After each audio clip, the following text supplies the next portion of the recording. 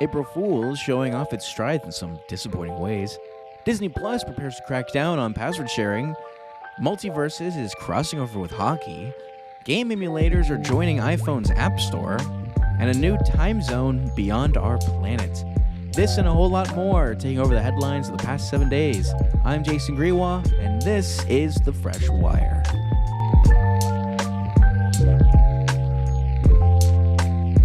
Hey everyone, and welcome back to another episode. This is episode 35 of The Fresh Wire with your host, one and only Jason Grewa. Thank you all for tuning in. I do understand it is Sunday night as I'm recording this, specifically 11:19 p.m., April 7th, 2024. Hope everyone had a good April Fool's Day, but of course, April Fool's is a fantastic holiday to have a little joy, a little joking around. Sometimes it can be a bit of a cringy situation to prank involving April Fools, especially when it involves some actually pretty cool things. Here's a bit of a highlight of what happened. One really funny thing that I took advantage of was this annual thing that Blizzard, now part of Microsoft, loves to do every year. It involves April Fools, adding some googly eyes to all the characters, changing up the voice lines when the characters use their ultimates, and of course an extremely, and I mean really, really balanced mode that takes over in the arcade section of the game, where everyone's just got some crazy changes, and every now and then some changes actually make sense. I had a blast playing it, an opportunity to get a lot of sprays. I think probably by the time you listen to this episode, it will probably be over, but it's still great. It was enjoyable, and not being competitive inherently made it more entertaining. So a lot of respect. I'm glad that they're still keeping that forward every year. Now that they're owned by Microsoft, I can imagine they're going to continue forward with it. Not to say Microsoft is good, but they're much better than the original management Activision Blizzard used to be part of. I won't get into that too much. Another funny thing that I found was floppy edition of CD Projekt Red's Cyberpunk 2077, a game known to be extremely large but very, very graphically impressive. 97,619 floppy disks. That is a great number. And of course, a Pokemon Sleep champion tournament for a sleep tracker, Pokemon Sleep. I don't think I have to explain that one too much, but overall, some pretty good April Fool's jokes, but of course, stuff that you would hope actually existed in a very real way. Infamously,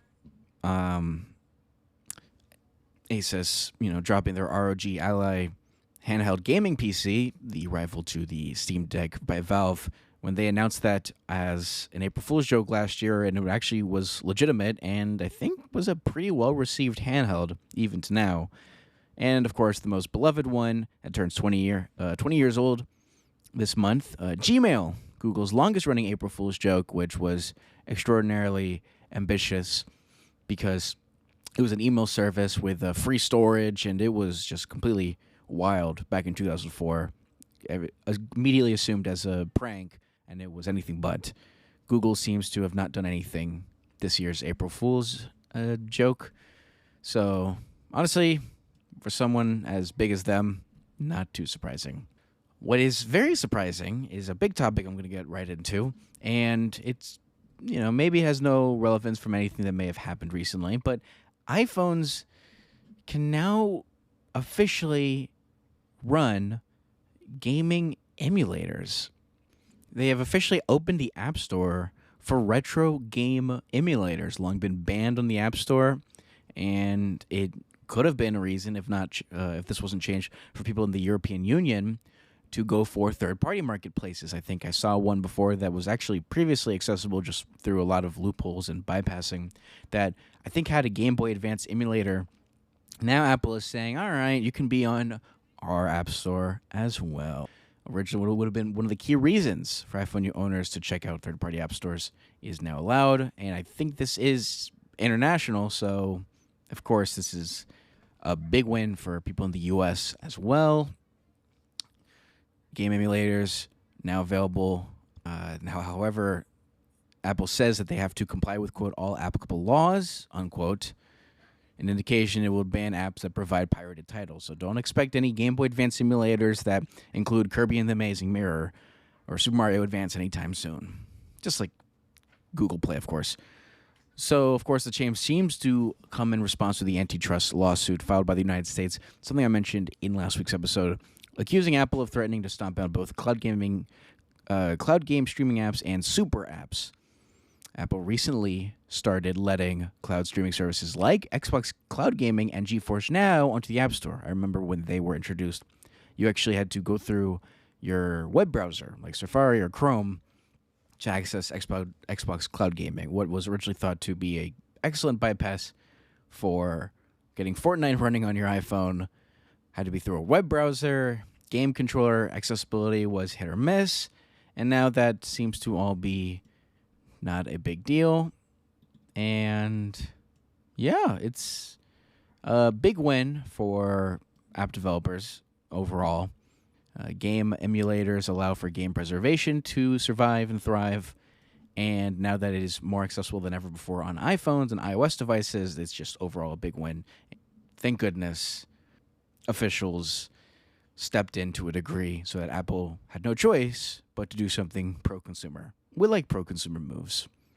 A pretty big feature that Google seems to be working on for their Android operating system that seems very simple but should have probably been included for a while is now a new ability called Lookup. It's a lookup button found in the beta version of the Google Phone app that allows you to bring up a Google search with the number that's calling you or maybe previously called you entered right there for you.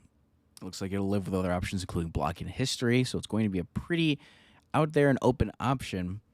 Of course, in the age of spoofed phone numbers and spam calls and whatnot, it seems like an option that you kind of don't think should be there, mainly because it should have already been there. Another thing that was sniffed out was something that's coming to the Android version of the Gmail app called Gemini Email Summaries. If you don't know, Gemini is the AI chatbot, the AI everything, generative AI that Google's making, like Microsoft with Copilot, which runs off of OpenAI's ChatGPT, and then the million other chatbots that exist out there. So the feature exists as a button just under the subject line of an email. If you tap it, it will give you a summary of the email, presumably. As reported, it does not do anything quite yet, but the fact that it's there means it's probably something they're working on, and I anticipate it should function to a degree. How good is it? How not good is it? Unknown. A little bit of an update on something in the entertainment industry. It has now been confirmed that Dune 3 is happening, thanks to the massive box office success of Dune Part 2, which released, I think, last month. Legendary Pictures has tapped Denis Villeneuve for a third installment, continuing the story of Dune. Earlier this year, he told Empire he had already, quote, put words on paper, unquote, thinking about where he would like to take the Dune franchise going forward. I loved the first one.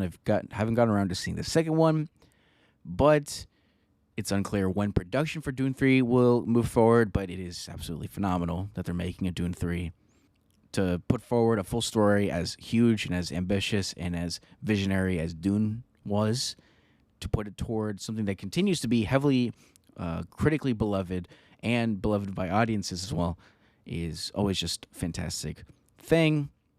And this guy's got a lot on his table, and he's going to be a very well-beloved director in the years to come. What's not very beloved is, as we go from Dune to Disney, both start with a D. That's the only thing I can think of. Previously, I mentioned that the Disney Plus password sharing crackdown was confirmed, and it is thought to be believed to be putting forward sometime in March. That didn't happen.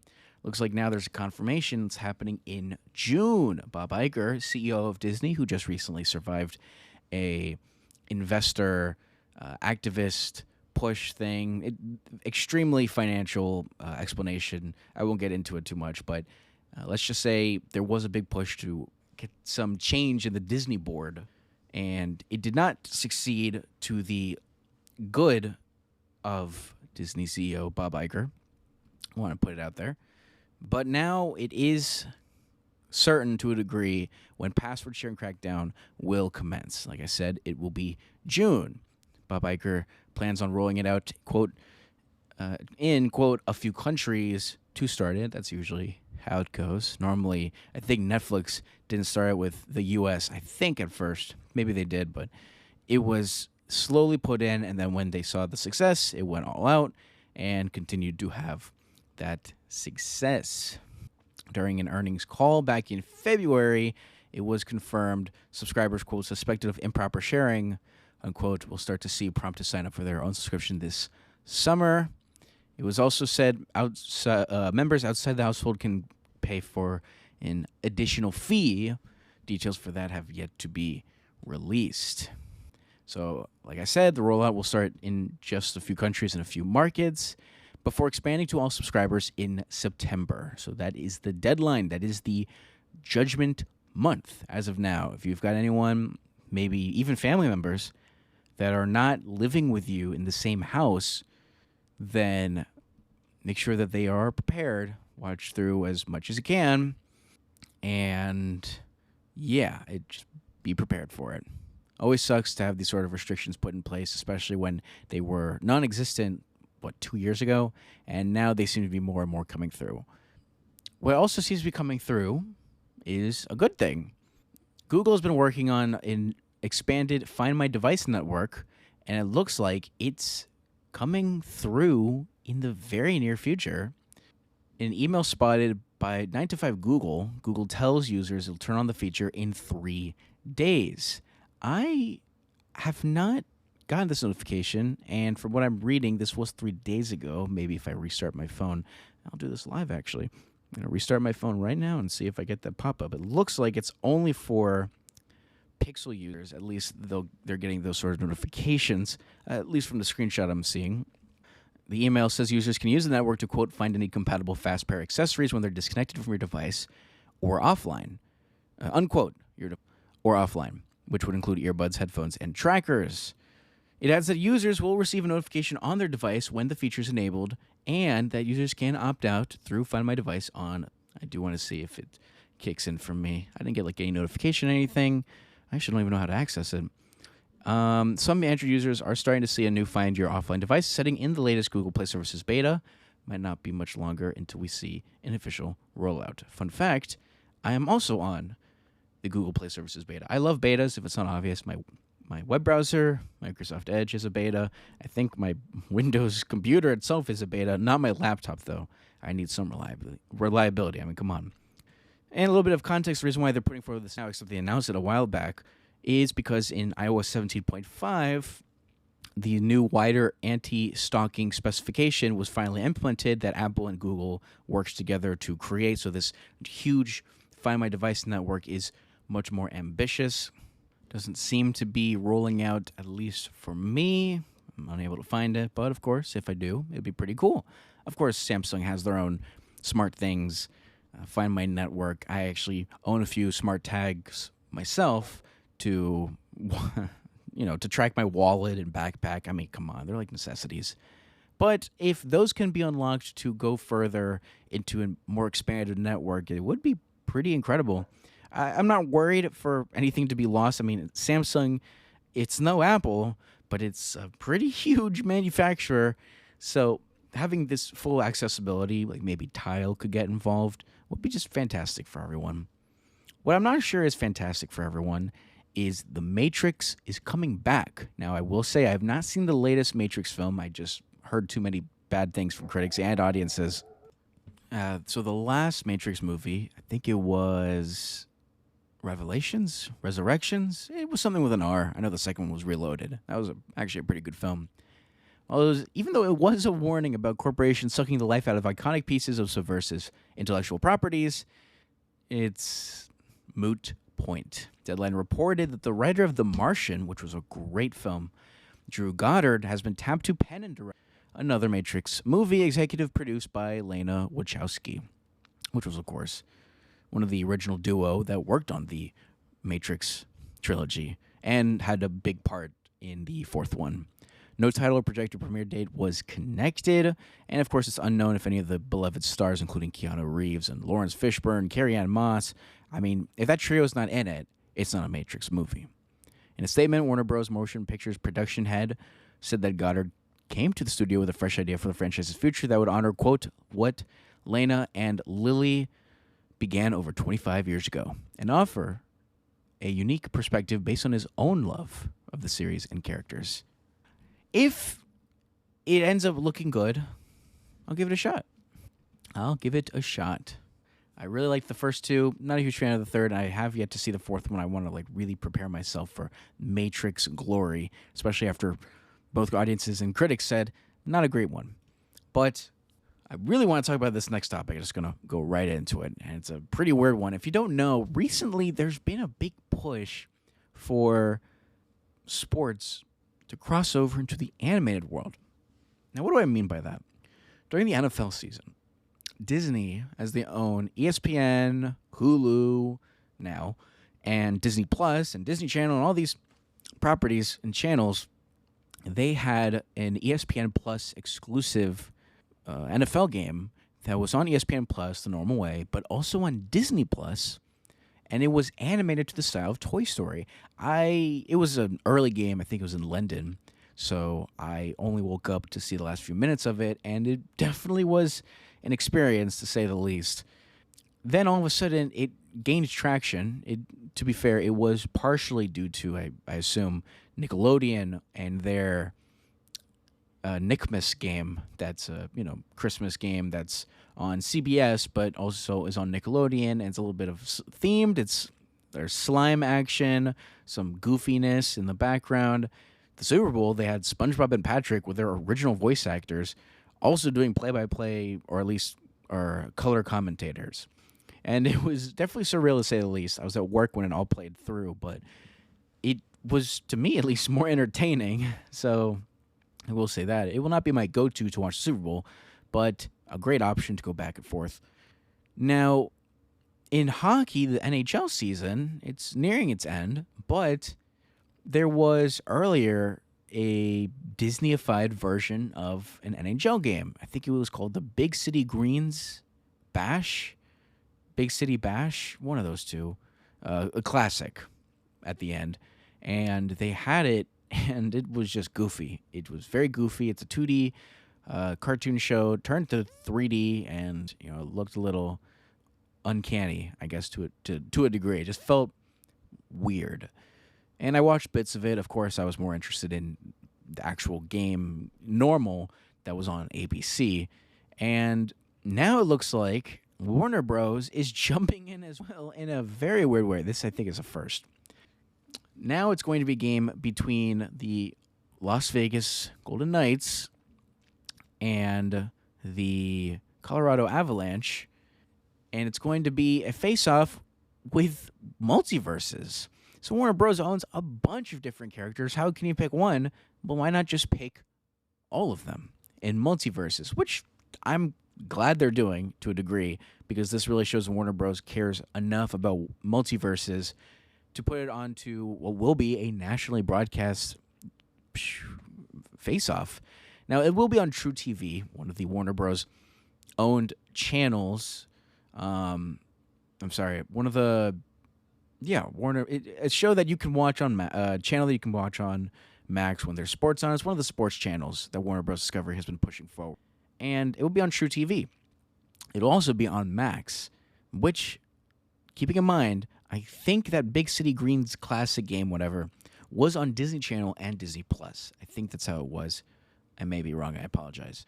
And then ESPN Plus and whatnot had the normal game. So this will probably be the case as well, where this face-off will probably be on TNT and for the normal broadcast, and True TV for this goofy video game, cartoon, beloved character crossover. It will be on a day that I work, so I'll probably go back and forth, as I've recently, thanks to a really nice deal, I won't get into specifics, but I did get Max back. But I'll probably end up watching this game in T, if I care, if South Florida team isn't playing instead. But it looks like it's really just going all in to this cartoon makeover of sports in general, not just NFL, but NHL now. Not NBA, surprisingly, but c'est la vie. What sucks, just admittedly, is I think must have mentioned this in an earlier episode, but the constant price hikes that impact streaming services doesn't just affect visual, it affects audio. July last year, Spotify Premium went up $1 to $10.99 after many years of being stagnant, impressively, and that is not going to stay. Bloomberg reported the cost will go up between $1 to $2 in the UK, Australia, Pakistan, and 2 other markets by the end of April. An increase planned for US customers, quote, later this year. Now, this has one bit of a good news, depending on whether or not you're into audiobooks, but there will be a, quote, basic, unquote, plan at the current $10.99 premium rate that will not include audiobooks.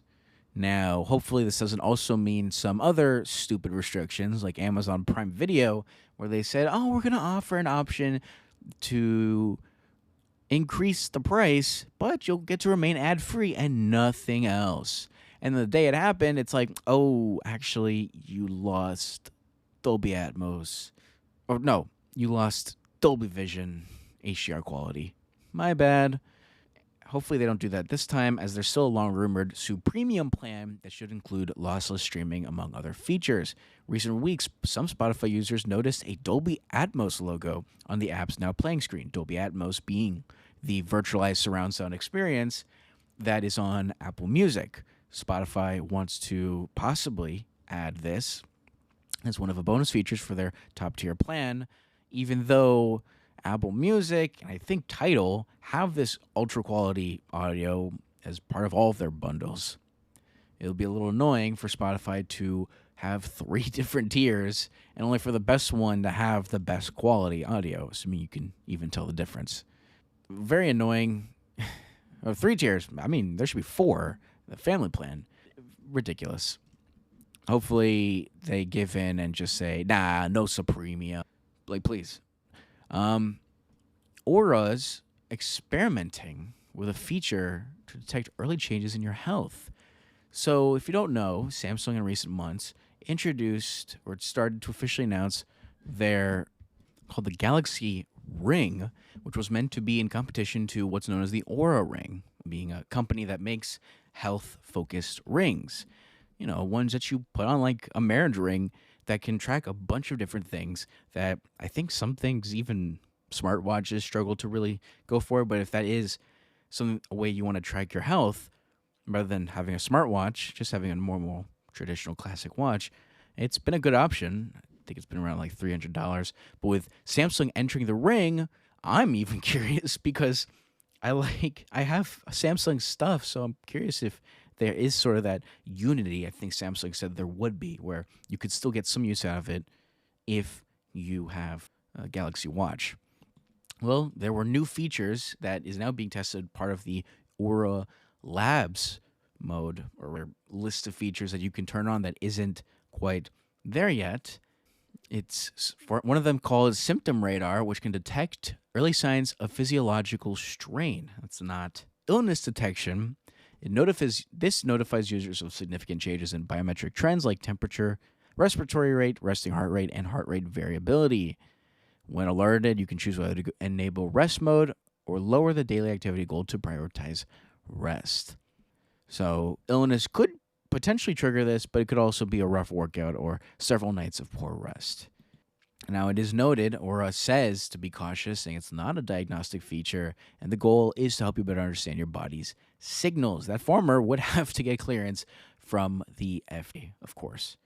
And other features included as part of Aura Labs are not set in stone. They could be reworked, reimagined, removed, all in the future. Cool stuff for people that want the latest and greatest with some crazy technology like a smart ring. And lastly, a little bit of AI, but I'm still going to have futurology. Pretty interesting topic. But it looks like Microsoft is trying to enter some sort of thing with a chatbot that runs off of AI. Xbox employees have been testing a virtual chatbot that can help with support queries and game refunds. Sources say the software giant has been testing an embodied AI character that animates when responding to Xbox support queries. The chatbot will be connected to Microsoft support documents for the network, for the Xbox network and ecosystem, and can respond to questions, even to process game refunds from Microsoft support website. So that is pretty interesting. It suggests that the prototype Xbox support virtual agent may one day handle support queries for all Xbox customers. Microsoft has confirmed the existence of its chatbot. The general manager of gaming AI at Xbox says, "We are testing an Xbox support virtual agent, an internal prototype of an animated character that can query Xbox support topics with voice or text. The prototype makes it easier and quicker for players to get help with support topics using natural language, taking information from existing Xbox support pages." So, pretty ambitious stuff. I mean, Xbox got a whole lot on their plate. You know, the leaked Xbox Series X console that doesn't have a disk drive but is white, so that's pretty cool. It looks like we are still head deep in the whole AI renaissance, and it looks like it's going to be even more into our lives in the near future. Now, for futurology, I know I haven't been doing this because AI has been taking over, but I did want to take a little bit of a AI break and talk about something that is very intriguing. Time standards exist across our beautiful little planet, but what about beyond?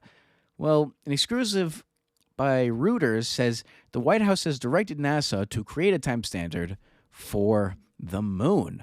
A memo seen by Reuters instructed the space agency to work with other parts of the government and to devise a plan by the end of 2026 for setting what it called a coordinated lunar time, or LT. That is interesting. I mean, time on the moon can be a bit different from time on Earth, differing gravitational force and potentially other factors. So, very, very interesting. Chief said that for a person on the moon, an Earth-based clock would appear to lose on average 58.7 microseconds per Earth day and come with other periodic variations that would further drift moon time from Earth time. This could be pretty interesting and actually a bit of an understanding move. If time is that different from here on Earth, no matter the hour, then that would be something to keep in mind for communication and whatnot. You know, what kind of time zone are you based off of? Maybe based off of universal time or coordinated universal time, but it's unknown, at least in my brain. Maybe the info is out there. But that will be it for me for this episode 35. Thank you all for tuning in. I appreciate every time you do. And one last update I would like to say, The Fresh Wire is now on YouTube. When I transferred over everything from Google Podcasts, one of the platforms that held, not hold, RIP, the Fresh Wire podcast, it gave me an option to submit it to YouTube, which is now where it is. So if you're listening to this on YouTube, I appreciate it. For some reason, one of my older episodes with the headline, "No More TikTok," has been one of my now most successful podcasts ever in these, having views in the 60s. Really, I mean, thank you. I think that's almost double or around double my most successful episodes. So I really appreciate everyone that listens and tunes in, no matter what the platform that you are. And thank you. But that'll be it from me today. Hopefully I can get back to uploading closer to Friday. But in the meantime, thank you all so much. Take care of yourselves and have a gosh darn good one. Have a good morning, afternoon, evening, day, or night, however you are, however you live.